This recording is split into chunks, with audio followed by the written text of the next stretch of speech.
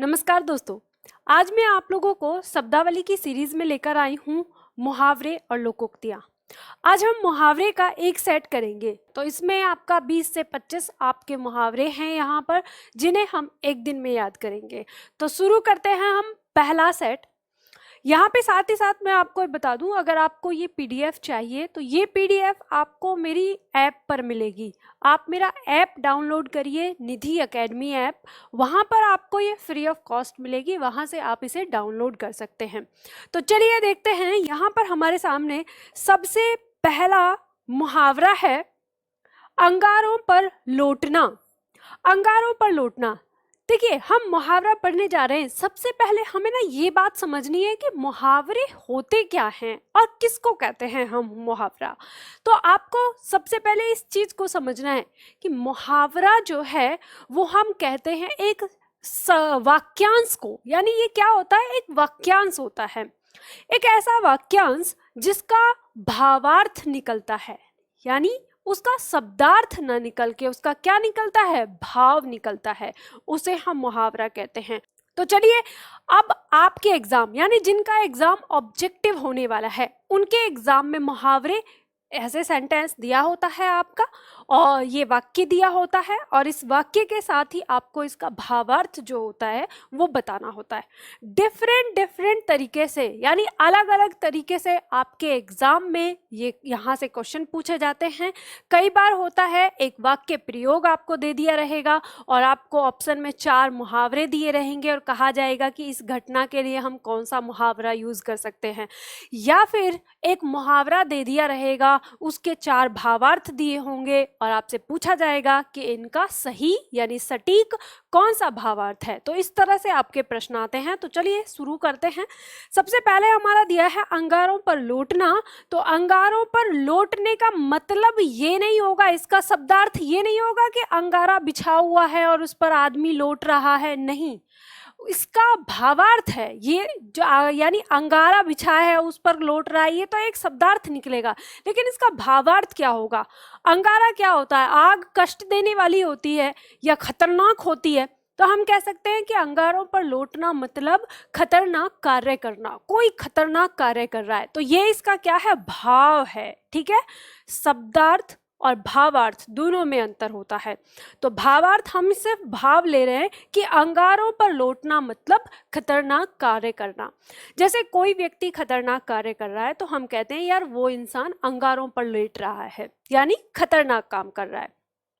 अपना रंग जमाना। अपना रंग जमाना मतलब प्रभावित करना। जैसे आपने सुना होगा, कोई भी व्यक्ति आपके आसपास दोस्त होता है, कहते हैं अरे वो व्यक्ति आएगा महफिल में तो रंग जमा देगा, मतलब सबको प्रभावित करता है। तो इसको एकदम से ये प्रभावित करना या छाप छोड़ना या खुशी का माहौल बना देना, इस तरह से भावार्थ। ध्यान रखिएगा, जो यहाँ पर लिखा हुआ है ऐसा जरूरी नहीं है कि आपके एग्जाम में शब्द टू शब्द, यानी बिल्कुल एकदम जैसे शब्द दिया है शब्द से शब्द तो पूरा मिलके आ जाए, ऐसा नहीं होगा। भावार्थ इससे मिलता जुलता ही आपका एग्जाम में पूछा जाएगा। जैसे आगे दिया है हमारा अंतरपट खुलना। अंतरपट मतलब अंतरपट हम कहते हैं ना, अंदर की, अंदर हमारी आत्मा का जगना। तो हम कह सकते हैं कि ज्ञान प्राप्त होना। जैसे कभी आपको कोई बात है, कोई घटना है, उसके बारे में आपको पहले अंदाजा नहीं था, लेकिन बाद में पता चलता है तो आप कहते हैं हाँ मेरे अंतरपट खुल गए, यानी अब मुझे ज्ञान हुआ। तो इसका भाव क्या होगा? ज्ञान प्राप्त होना। चलिए देखिए अगला देखते हैं। आगे दिया है हमारा अखाड़े में आना। अब अखाड़े में आना का मतलब क्या है? अखाड़े में आने का मतलब होता है किसी को मुकाबले के लिए बुलाना या मुकाबले में खड़ा होना। जैसे हम कहते हैं ना किसी को कि चल तू बहुत बड़ा बन रहा है, आ अखाड़े में आ। तो आ अखाड़े में आ का मतलब ये नहीं है कि वो अखाड़े में ही जाके कुश्ती लड़ेंगे दोनों। उसका मतलब ये है कि वो अब वाद विवाद करेंगे, कुछ बातचीत करेंगे, यानी आमने सामने आ गए, मुकाबले में आ गए। तो ये इसका भावार्थ हो जाएगा मुकाबले में खड़ा होना। आगे दिया है अगर मगर करना। अगर मगर करना का अगर हम भावार्थ देखें तो मतलब बहाने बनाना या इनकार करना। तो जैसे टाल मटोल करना, इस तरह से आ जाएगा, ठीक है। या बहलाना फुसलाना इस तरह से आ सकता है, या बहकाना मतलब हम हाँ हाँ ठीक है मैं तुम्हारा काम करूंगा, कुछ इस तरह की चीजें। कभी आपने किसी देखा है कि अरे मैंने उस व्यक्ति को अपना काम करने के लिए कहा लेकिन वो तो अगर मगर करने लगा। अगर मगर करने का मतलब कि वो बहानेबाजी कर रहा है, यानी सीधा सीधा उसका क्या है, वो काम नहीं करेगा। तो इस तरह के अर्थ यानी इस तरह के भावार्थ अगर मगर करना के लिए आएगा। चलिए आगे बढ़ते हैं, अगला देखते हैं। जैसे आगे हमारा दिया है अंडे का सहजादा। अब देखो इसका भावार्थ क्या है, अनुभवहीन व्यक्ति, यानी अंडे का सहजादा, इसका भावार्थ हो गया अनुभवहीन व्यक्ति। आप कैसे याद रखेंगे, अंडे का सहजादा, कोई अंडे में से निकल के आया है, अभी अभी जिसका जन्म हुआ है, तो क्या आप उससे उम्मीद कर सकते हैं कि उसे इस दुनिया का या इस समाज का या दुनियादारी का कोई ज्ञान होगा? नहीं होगा ना।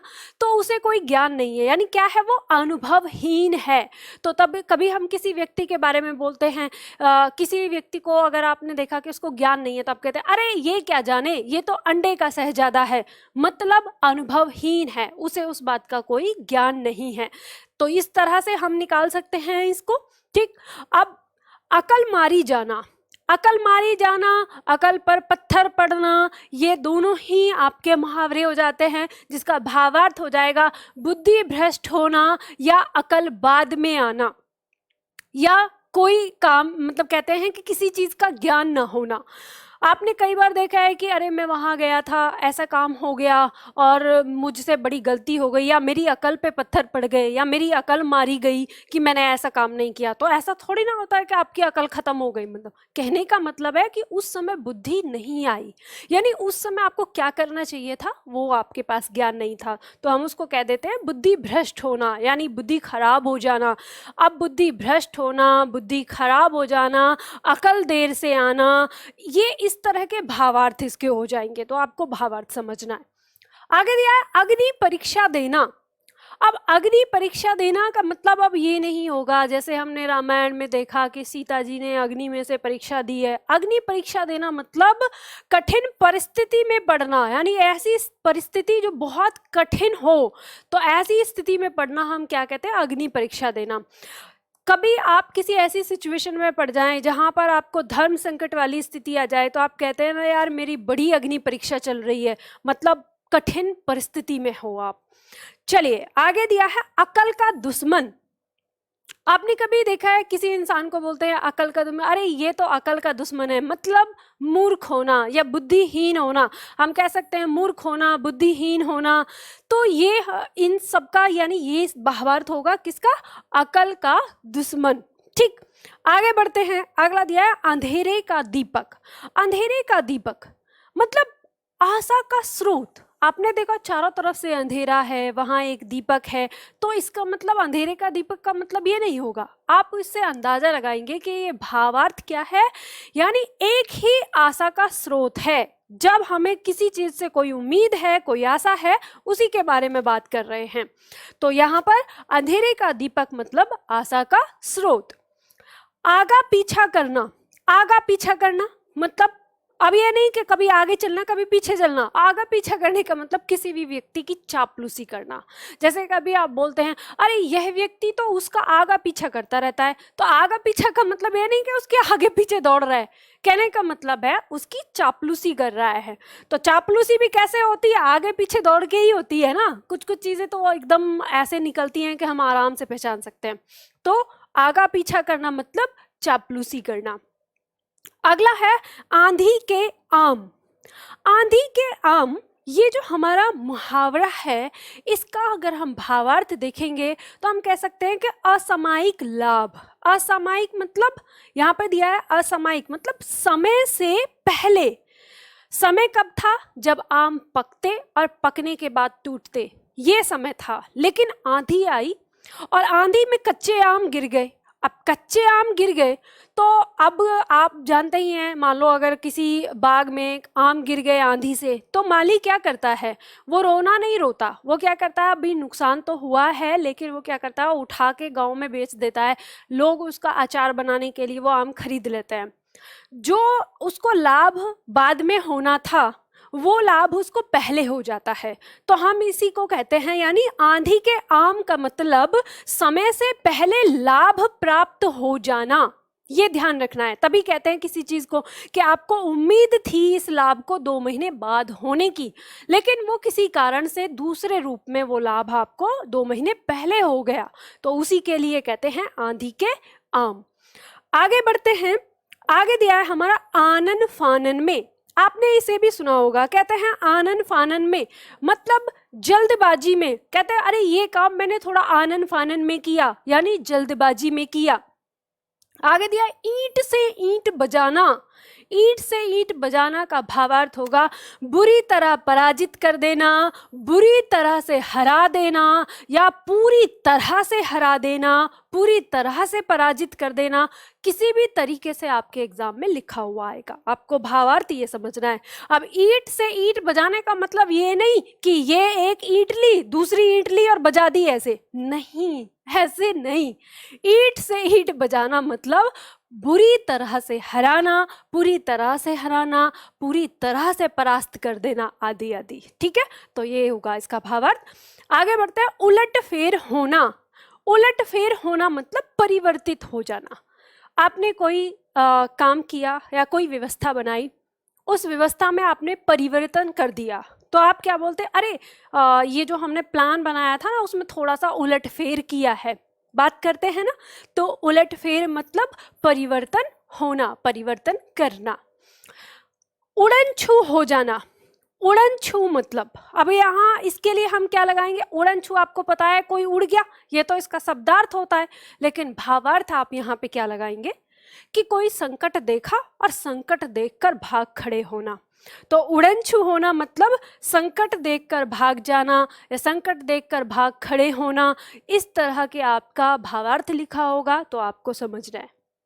आगे देखिए, इसके लिए आप ऐसे जैसे दूसरे मुहावरे का प्रयोग करते हैं, 9-2-11 हो जाना, यानी जरा सी कोई बात कही और 9-2-11 हो गया, तो यानी वहां से भाग खड़ा हुआ, तो ये होता है। आगे ईद का चांद होना।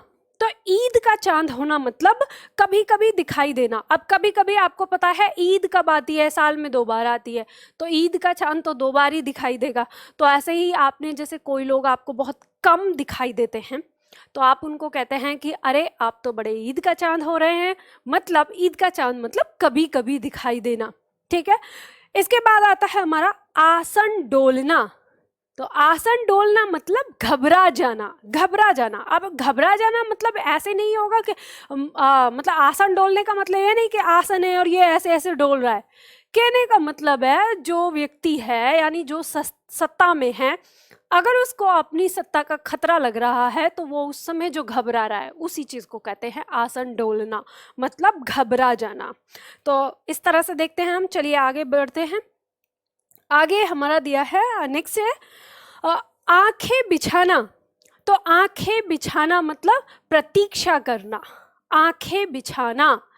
जब हम किसी के लिए किसी का इंतजार करते हैं तो आप बोलते हो ना, अरे उसके लिए तो हमने अपनी आंखें बिछाई हुई हैं, तो ऐसे थोड़ी आंखें निकाल के बिछा दी।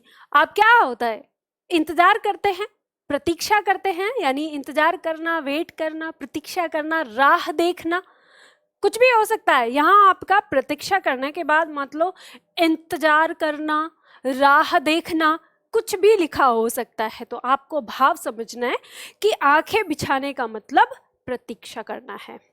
आगे दिया औंधी खोपड़ी। औंधी खोपड़ी, इसका भावार्थ हमें मिलता है मूर्ख होना।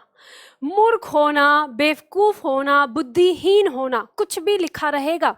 आपको समझना क्या है कि औंधी खोपड़ी मतलब उसको कोई ज्ञान ना होना, या ऐसा वो काम कर दे जो बुद्धिहीन कर देते हैं। तो इस तरह से हम क्या कहते हैं कि अरे ये आदमी तो औंधी खोपड़ी है, कुछ भी बोलता है, मतलब इसे ज्ञान नहीं है कहाँ पर क्या बोलना चाहिए। तो औंधी खोपड़ी मतलब मूर्ख होना। आगे दिया है अंधे की लकड़ी। तो अंधे की लकड़ी, अब आप जानते हैं जैसे क्या कोई एक व्यक्ति है अंधा और वो लकड़ी लेके चल रहा है, मतलब वो उसका सहारा है। तो आप भाव कैसे निकालेंगे, मतलब एकमात्र सहारा। तो इसका भावार्थ क्या हो जाएगा, अंधे की लकड़ी मतलब एकमात्र सहारा। चलिए आगे दिया है अंगूठा दिखाना। अंगूठा दिखाना, ये अंगूठा लगाना नहीं है, क्या है ये? अंगूठा दिखाना मतलब समय पर धोखा दे देना। कभी आपने देखा है किसी व्यक्ति को आपने काम किया या किसी व्यक्ति का कोई एहसान किया और फिर उसके बाद एक समय बाद जब आपको उसकी जरूरत थी वो पहले से आपको बोलता रहा कि हाँ मैं कर दूंगा, तुम्हें जब भी जरूरत हो मैं कर दूंगा कर दूंगा। जब आपको रियल में जरूरत पड़ी तो उसने कोई ना कोई बहाना लगा दिया और बहाना लगा के निकल लिया। तब आप क्या कहते हैं? यार उसने तो अंगूठा दिखा दिया, मतलब कि अब तो नहीं है। तो इसे हम कह सकते हैं कि समय पर धोखा देना, या कभी कभी ऐसा भी आ जाता है सीधा धोखा देना। अंगूठा दिखाना मतलब धोखा दे देना, हमें जब जरूरत थी तब धोखा दे के चला गया। तो ये ध्यान रखना है। आगे है आग उगलना। अब आग ऐसे नहीं उगलता कि मुंह से आग निकाल रहा है। आग उगलने का मतलब कड़वे वचन बोलना, कठोर वचन बोलना, तीखा बोलना, बुरा बोलना, मतलब कुछ भी लगा सकते। आग उगलना मतलब कठोर वचन बोलना, कड़वा बोलना, तीखा बोलना। हम ये सारी चीजें इसके भावार्थ लगा सकते हैं। आगे दिया है हमारा अंगार बरसाना।